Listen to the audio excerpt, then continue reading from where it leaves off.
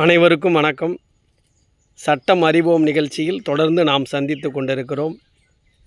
அரசியலமைப்பு சட்டப்பிரிவுகளை பார்த்து வருகிறோம். இன்றைக்கு அரசியலமைப்பு சட்டப்பிரிவிலே ஆர்டிகிள் 47 47 நம்ம பார்க்கலாம். உண்மையிலே மிக மிக மிக முக்கியமாக, அதாவது directive principles of state policy, அரசுக்கு வழிகாட்டும் நெறிமுறைகள் பட்டியலில் இந்த 47 வருது.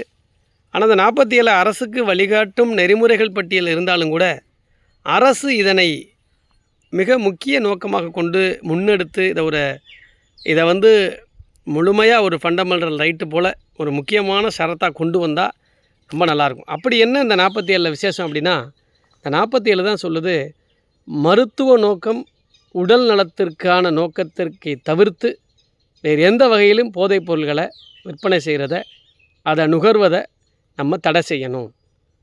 இதை மையமாக வச்சு இது ஒரு ஃபண்டமெண்டல் ரைட்டாக இல்லை அப்படிங்கிறதுனால இதை செயல்படுத்துங்கன்னு சொல்லி நம்ம சுப்ரீம் கோர்ட்டுக்கும் போக முடியாது. அப்படிங்கிறதுனால சுப்ரீம் கோர்ட்டோட கைடன்ஸில் சில சட்டங்களை கொண்டு வந்தாங்க போதைப் பொருள் தடுப்பதற்கு. அந்த வகையில் 1940 மருந்துகள் மற்றும் அழகு சாதன பொருட்கள் சட்டம், ட்ரக்ஸ் அண்டு காஸ்மெட்டிக் ஆக்ட்ஸ் 1940 கொண்டு வந்தாங்க. அதன் பிறகு 1985 சுப்ரீம் கோர்ட்டோட கைட்லைன்ஸில் narcotic drugs and psychotropic substances act 1985, அதாவது போதைப் பொருள், அந்த உளவியல் ரீதியான மருந்து விற்பனை பொருள்கள், அதாவது மனநோய் மருந்து பொருட்கள், அதாவது மனதை கெடுக்கக்கூடிய, மனதிற்கு ஊறு விளைவிக்கக்கூடிய பொருட்கள் தடை சட்டம், narcotic drugs and psychotropic substances act 1985, மனதிற்கு ஊறு விளைவிக்கக்கூடிய பொருட்களை தடை செய்யக்கூடிய, போதைப் பொருட்களை தடை செய்யக்கூடிய சட்டம். 1940 மருந்துகள் மற்றும் அழகு சாதன பொருட்கள். நீங்கள் அழகு சாதன பொருட்கள் செய்கிறாங்கன்னு சொல்லியே அதில் கூட நிறைய நம்ம ட்ரக்ஸை சேர்க்க முடியும். அப்போ அதை 1940 கொண்டு வராங்க. அதன் பிறகு இப்போ நமக்கு என்ன கொண்டு வந்திருக்காங்கன்னா 1985 NDPS ஆக்ட். இது ஸ்பெஷல் ஆக்ட்டு, கடுமையாக இருக்கும். இதில் தண்டனைகள், பெயில் எடுக்கிறதே சிரமம்.